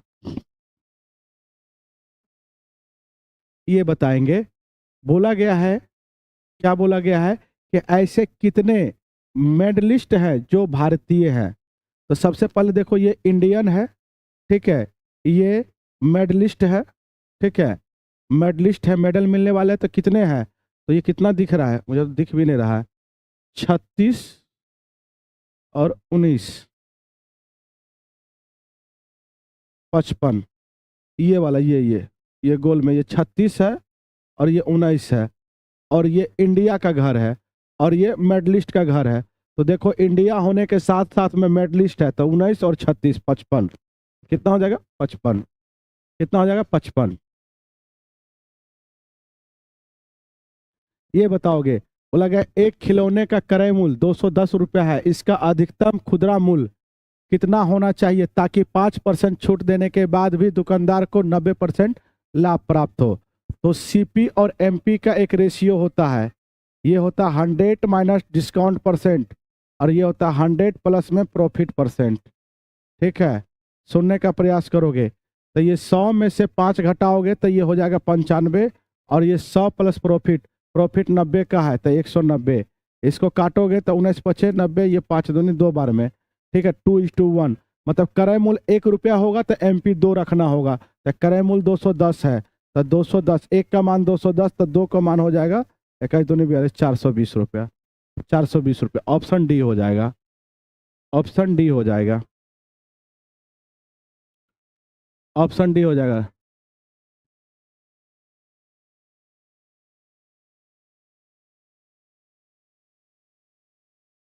बहुत बढ़िया बउआ, सभी का आ रहा है। ये बोला गया प्रत्येक बाल्टी की धारिता 14 लीटर होने पर एक टंकी को भरने में 10 बाल्टी पानी की आवश्यकता होती है, तो टोटल पानी कितना आएगा? तो 14 लीटर एक बाल्टी में आ रहा है, तो 10 बाल्टी में पूरा टंकी भर जाता है, तो 14 गुना 10 टोटल इतना लीटर का टैंक होगा। बोला गया यदि प्रत्येक बाल्टी की धारिता 7 लीटर हो तो वो तो टैंक भरने के लिए कितना बाल्टी की आवश्यकता होगा? तो इतना लीटर पानी है और 7 लीटर का जो है एक बाल्टी होगा, तो कितना बाल्टी की जरूरत पड़ेगा? 7 से भाग दे 2, 10 दूनी 20 बाल्टी का। अरे 14 लीटर का अगर बाल्टी है तो 10 बाल्टी में भर जाता है, तो बाल्टी के आधा करोगे तो बाल्टी की संख्या ज्यादा लगेगा, दुगना लगेगा, 10 दूनी 20 लीटर लगेगा, 20 बाल्टी लगेगा।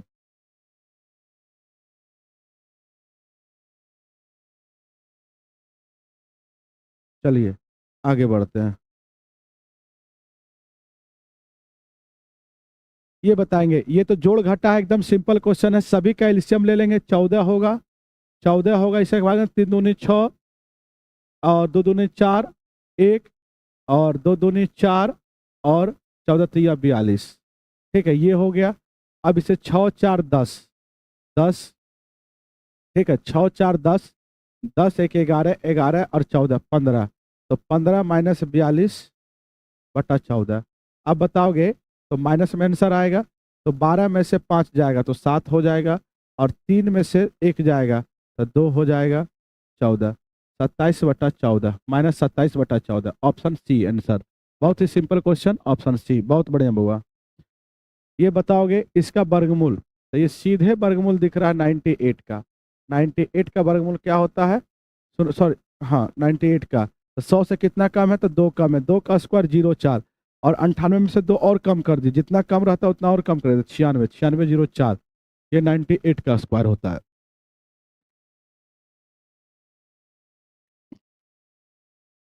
बहुत ही अच्छा क्वेश्चन है। बोला गया है 1.5 मीटर लंबा एक लड़का 4 मीटर ऊंचे प्रकाश स्तंभ से 3 मीटर दूरी पर खड़ा है। प्रकाश स्तंभ के शीर्ष से आने वाले प्रकाश की वजह से उसकी छाया बनाती है। लड़के की छाया की लंबाई ज्ञात करें। ये है आपका एक स्तंभ है 3 मीटर ऊंचा का, यहां से प्रकाश आ रहा और इससे 4 मीटर ऊंचा स्तंभ है, 4 मीटर ऊंचा स्तंभ है, 4 मीटर, इससे 3 मीटर इस और एक लड़का खड़ा है जो कि लड़का है 1.5 मीटर का, और इधर से एक लाइट आ रहा है और लाइट से ये छाया बनेगा। मानिए यहाँ पे छाया बना, ये छाया की लंबाई हुआ कितना x, मान लीजिए ये 1.5 मीटर है, लाइक कितना छाया बनेगा, छाया की लंबाई क्या होगा, लड़का 1.5 मीटर का है। तो एक बात बताओगे, ये 90 है, ये भी 90 है, ये पैरेलल है, इसकी समांतर होगा क्योंकि 90 90 हो गया। तो एक आप बताओगे ये वाला त्रिभुज, ये वाला छोटा त्रिभुज और ये बड़ा वाला त्रिभुज आपस में एक दूसरे का क्या हो गया, सिमिलर हो गया। तो इस कोण के सामने में क्या है, तो पहला त्रिभुज में 1.5 है, तो बड़ा वाला त्रिभुज के सामने में क्या है, भुजा 4 है, बराबर में साइड का रेशियो आप जानते हैं बराबर होता है। इस कोण के सामने में क्या है, तो सर x है, तो इस कोण के सामने में क्या होगा, तो सर 3 + x होगा। आपस में क्रॉस मल्टीप्लाई कर दीजिए, ये उड़ जाएगा, नीचे में 10 आएगा, ठीक है, 5 से काटोगे 3 हो जाएगा, 5 से काटोगे 8 हो जाएगा, इधर उधर गुना करोगे तो ये हो जाएगा 3 × 9 प्लस में 3x और ये 8x। ये घटाओगे तो आप घटाओगे तो 8 में से 3x जाएगा तो 5x हो जाएगा, 5x बराबर में 9, तो x बराबर में हो जाएगा, अगर इसको भाग दोगे आप तो हो जाएगा 9 में 5 से भाग दोगे तो 9/5, 5 × 5, 8 × 5 = 40, 1.8 metre. Option A 1.8 metre. Similarity से बन गया ये बताओगे, बोला गया है माध्यिका, ये क्वेश्चन गलत है, ये x आपका होगा यहाँ पे, x बीच में होगा, तो माध्यिका बीच में होता है, 3 इधर से 3 इधर से, तो x क्या होगा बताओगे आप, तो x होगा 15 से बड़ा और 17 से छोटा, तो 15 से बड़ा और 17 से छोटा, यही एक 16 दिख रहा है, ऑप्शन आपका ए हो जाएगा। क्वेश्चन गलत था, क्वेश्चन बीच में x होगा। ये बोला गया है कि 12,500 की राशि पर 3% वार्षिक दर से 3 वर्ष का चक्रवृद्धि ब्याज ज्ञात कीजिए। जब ब्याज की गणना वार्षिक चक्रवृद्धि आधार पर की जाती है तो 3 वर्ष का फॉर्मूला होता है 3a.3a² a³। ये 2 अंक, ये भी 2 अंक लेना है, ठीक है। तो 3 का रेट ऑफ इंटरेस्ट 3 है और ये 3 वर्ष का, तो 3 का क्यूब करोगे तो 27 आएगा, 2 अंक आ गया, 3 का स्क्वायर करोगे 9 9 × 27 और 0.339%, इतना परसेंट बनेगा किसका, तो 12,500 का 9.2727%, परसेंट से 00 कट जाएगा, ये उड़ जाएगा, तो 1 2 3 4 गो 0, तो 125 8 1000 होता है, तो 1000 में ये 10 आ जाएगा, ठीक है। मतलब 125 8 कहने का मेरा मतलब हुआ कि 3 गो 0 कटेगा 8 बार में, तो ये नीचे में आ गया 80। ध्यान रखोगे तो 8 से आप भाग दीजिए, 1 अंक के बाद दशमलव दे दोगे, ये 80 बार में ये कट जाएगा, 125 8 1000 होता है, ठीक है। ये ऐसे भाग दोगे आप तो ब्याज निकल जाएगा, 8 × 8, फिर 8 × 8 12, 4 बच रहा है, कितना हो जाएगा, 8 × 5 = 40, 7 बचा 9 × 8 = 72, दशमलव देंगे 9 × 8 = 72, फिर आ जाएगा आपका, यही हो जाएगा लगभग में, ये आगे और आएगा 7 आएगा दशमलव देने के बाद जो है, ठीक है। तो आप यही लगभग में अप्रोक्स में पूछा है, लगभग में क्या होगा, तो लगभग में 1159 होगा, 1159। बोला गया यदि रतन की आयु जतन की आयु की 1/3 है, मतलब रतन और जतिन की आयु 1/3 है, मतलब रतन की आयु जतिन की आयु का 1/3, 1/3 मतलब अगर जतिन 3 होगा तो रतन की आयु 1/3 1 होगा, ठीक है। बोला गया है उनके आयु का योग 84 वर्ष है, तो 1 और 3 4 हो गया और क्वेश्चन के अनुसार 84 है, तो 1 बराबर में हो जाएगा 2, 21 वर्ष, ठीक है। तो जतिन की आयु क्या है, तो जतिन की आयु कितना है, 3 है, तो 3 बराबर 21 दिया 63 वर्ष, कितने क्या हो जाएगा, 63 वर्ष का। बहुत ही सिंपल क्वेश्चन है, ये बताओगे। लगा यदि एक समबाहुभुज में 65 विकर्ण है तो विकर्ण के अंतः कोणों का योग ज्ञात करे। सुनोगे तो उसके क्या बोला गया, उस समबाहुभुज का अंतः कोणों का योग ज्ञात करते हैं। विकर्णों की संख्या कैसे निकालते हैं, n × n-3/2 और अंतः कोणों का योग होता है n - 2 × 180 डिग्री, 180 डिग्री। ये अंतःकोणों का योग और ये विकर्णों की संख्या। तो n कितना बहुभुज है, कितना भुजा वाला बहुभुज है, पहले ज्ञात कीजिए। n इंटू n माइनस 3 बटा 2 बराबर में 65। तो बताओगे n इंटू n माइनस 3 अब बराबर में 65 दूनी कितना, 5 दूनी 10, 6 दूनी 12, 1 13, 130। तो यहाँ पे क्या रखोगे, क्वाड्रेटिक इक्वेशन बनेगा तो 13 रखिए। 13 में से 3 जाएगा तो कितना हो जाएगा, 13 में से 3 जाएगा 10, 10 गुना 3 130 हो गया। तो मतलब n का मान हो गया 13, n का मान 13 हो गया। सुनने का प्रयास करोगे, n का मान 13 हो गया। अब क्या होगा, अब क्या होगा, तो n बहुभुज के योग बताया, अंतःकोणों का योग, अंतःकोणों का योग वहां फार्मूला में रख दोगे। n का मान 13 है, 13 में से 2 घटाओगे इंटू 180 डिग्री। तो ये 11, 11 गुना 180, 11 से गुना करोगे 0, 8, 8 1 9 1, 1980 डिग्री, 1980 डिग्री बी हो जाएगा 1980 डिग्री।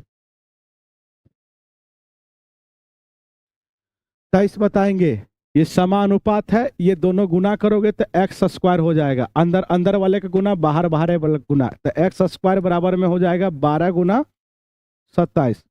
इसमें से आप इसको कोट जोड़ सकते, 4 गुना 3, 3 इसको दे दीजिएगा 81। एक्स स्क्वायर का मान अगर 4 का वर्गमूल 2 हो जाएगा और 81 का वर्गमूल 9, 9 दूनी 18 हो गया। अब इसको गुना करेंगे, y गुना y, वाई स्क्वायर बराबर में 25 गुना 36। तो y का मान हो जाएगा 25 का वर्गमूल 5 हो जाएगा और 36 का 6 हो जाएगा। अब सुनने का प्रयास करोगे, x और y का अनुपात पूछा है, तो 9 दूनी 18 और 6 पंचे 30। ठीक है, इसको 6 से काटेंगे 3 बार में, इसको 5, तो 3 और 5 अनुपात ए हो जाए।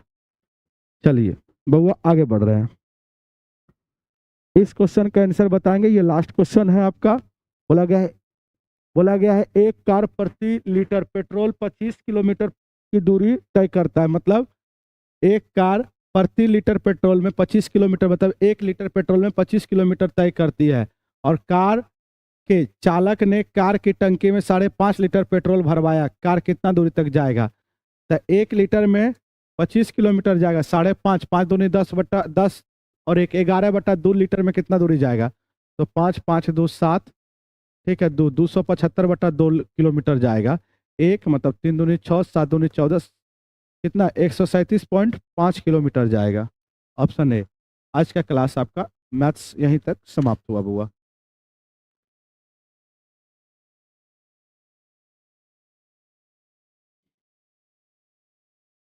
बताएंगे, कोई तरह का समस्या है तो बताएंगे मुझे। कोई तरह का दिक्कत है बुआ?